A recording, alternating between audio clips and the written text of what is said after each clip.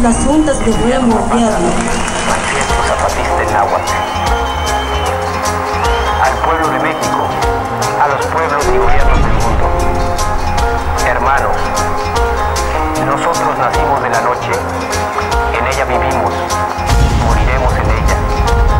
Pero la luz será mañana para los más, para todos aquellos que hoy lloran la noche, para quienes se niega el día, para todos la luz, para todos todo. Nuestra lucha es por hacernos escuchar y el mal gobierno quita soberbia y tapa con cañones sus oídos. Nuestra lucha es por un trabajo justo y digno y el mal gobierno compra y vende cuerpos y vergüenzas. Nuestra lucha es por la vida y el mal gobierno oferta muerte como futuro. Nuestra lucha es por la justicia y el mal gobierno se llena de criminales y asesinos. Nuestra lucha es por la paz y el mal gobierno anuncia guerra y destrucción. Techo, tierra, trabajo, pan, salud, educación, independencia, democracia, libertad.